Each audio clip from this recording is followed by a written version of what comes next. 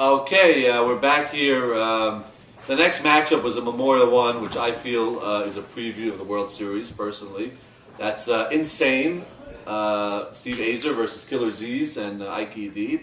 And you talk about a classic YMSL pitchers duel. We had it here. You got? Yeah. You got a caller on the line? Rabbi Safdie from Longbridge? Oh, even the clergymen are big fans of us. Okay. Wow. Everybody. Hello? Yeah. Yeah, Rabbi, welcome to the show. How you doing? First time, long time. Big fan of the show. That's good to hear, Rabbi. Shalom, Yeah, shalom. so How are we're you? very big fans of the show. We watch religiously, no pun intended, every week. Yes. And we even started saying a special prayer for Norman to get some hits, and it's been working the last couple of weeks. I believe he's 5 out of 8 the last 8 at-bats. Wow. Thank you. Rabbi's following his stats. Thank you, Rabbi. We appreciate that. And I wish you prayed for me too. Maybe I would have made the playoffs. Well, Douglas, I wanted to get to Douglas later on, but now that you mentioned it, Douglas, I think you know the reason why you batted a 312 this year. We did some intense research in the Kollel, and after further review, I think it was the first show and the second show, the commercials that you've done, which were nice and funny and for the most part kosher. But when you open the Gemara and everyone's expecting, nice Torah words, and then you start talking about baseball rules, that threw off your whole stats. So the rabbis were really upset about that, and we were really concerned. They wanted to come take you out of the league. I said, no, leave it be. Maybe we'll come out of it. But then again it happened, and then they really wanted to see you in the Kollel learning. But then again you did it, and then they said, okay, you know what, we're not going to put the nehas on him. Let's see what happens. So I think that's why you had a season of struggles. Hopefully next year we can make amends to you. Could I do like the chicken at the Kollel and do it around my head or something, like kapara? You're going to have to go to the mikveh every Friday and dip 49 times. Wow. That's straight from the Zohar. But we do have a couple of issues we have to. We had a meeting today, and a couple of rabbis had some concerns. I want to start with the kippah. We all know when you want to have a drink, you say beracha, you have to have a yarmulke on. And what we've seen in the commercials is we like to call the hand slider. The quick button the hand goes through the head very quickly. That's called the hand slider. After further research, that's not considered a head covering. So we were unhappy about that. The cookies, those Oreo cookies, are not part. So that was also misinformation. Well, we were told that some rabbinical some rabbis claim they are parv. Do you know any of them? Not that I know that are orthodox. Oh, okay. But we did a disclaimer where we said some say. Some say that is true, but when you say some say, that's all people need. That you open the door for them, and that's it. You're gonna start having cheese after meat, because some say.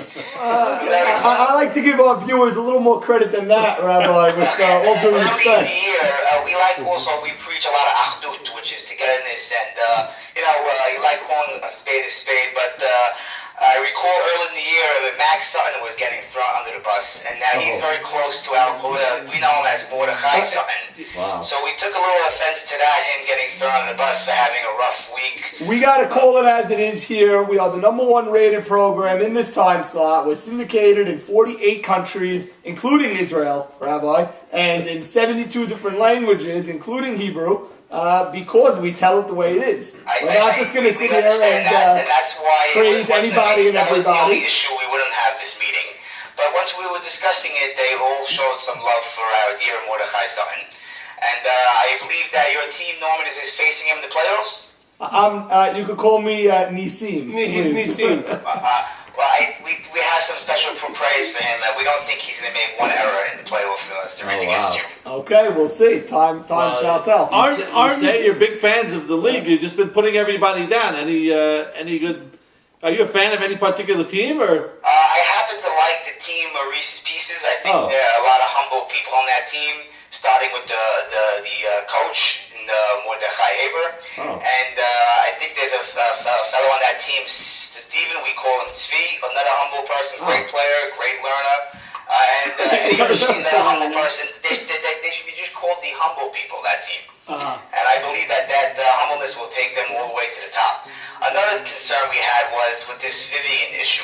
The calling in of the girl. We don't really work like that. We do shidduchim and we do setups, and it's not a one of these shows that they have on, what do they call that, television still? Yeah. The Bachelorette, the Bachelor. Bachelorette. Yeah, that got a little bit too. We had to. Everyone in the caller had to go to the mikveh as a tikkun for that. But we're really very, very upset, and it sounded like it's going down the road. I tried to convince them out of it, but they really want to close down the program.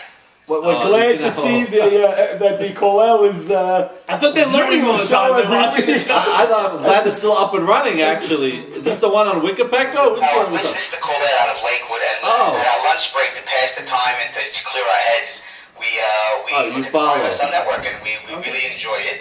But listen, like you guys call a spade, we got to call it out. So we got to call it out. Yeah, well, I don't know. See what's wrong when we try to match up some single available players in our league with some single available women in our community. That's a form of We think you should charge a boy or a man in synagogue or in a different setting, not on the baseball field. And the picture also that you showed on the side was also, I think there was a little Shomer Negiah over there. We're not a fan of that. Oh. A lot of negativity coming from the clergymen. Yes. We're just trying to get people together under what you would call the chuppah. Nisim, I think you also called it the chuppah. I believe you are a Jewish Orthodox. I believe we're on the same team over there. But you know what? All negative being said, it is a very, very good show. We really, you break down the teams and you tell like it is, except an exception with Mordechai Sutton, like I told you. But unfortunately, we're going to have to shut the program down. Oh, you cannot do that. Until further review. We're going to now during playoff week.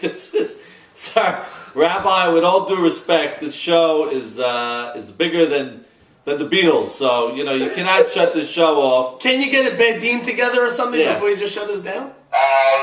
We had a meeting today with the bed team. Well, like the 70 elders or something.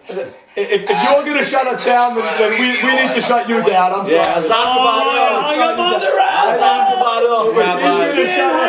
If he's going to turn off YMSL Network, then that's it. First of all, you cannot just call up and threaten. You can't hang up on the rabbi. How do we know he's a rabbi? I already have to do chickens around my head because I did those commercials. Wait, he's threatening to shut us down. Well, we got families to feed. We can't. We don't know who's screening these calls. It could be anybody. It could be anybody on the street calling and claiming to be a rabbi. Yeah.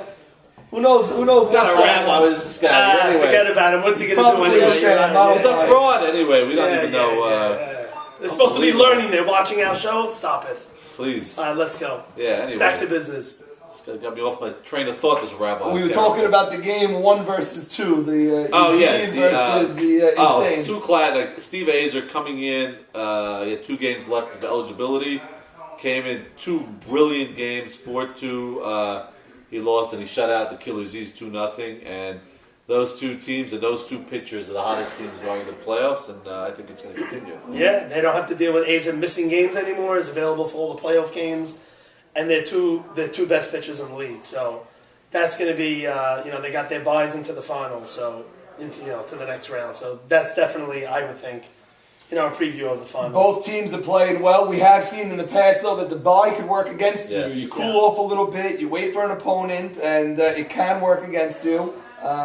But those 2 pitchers, their arms speak for themselves. I mean, Yedid, when he's hot, is better than anybody, and Azer's having an unbelievable year. So the last 3 years, the team with the bye. I would like to mention that for some odd reason, Douglas Dweck of the Jersey Shore organization that is not in the playoffs picked the Killer Z's not to make the playoffs. Here they are sitting with a bye. That's called the personal vendetta, Bob. That's called the personal vendetta.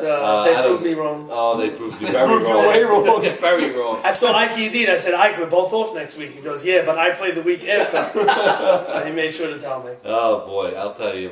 Really not a good year for you overall. Predictions and stats and everything. I'm lucky I could keep my job here. Yeah, but after we got a commercial break, and then we're going to continue and give our previews for the playoffs, the first Right. round.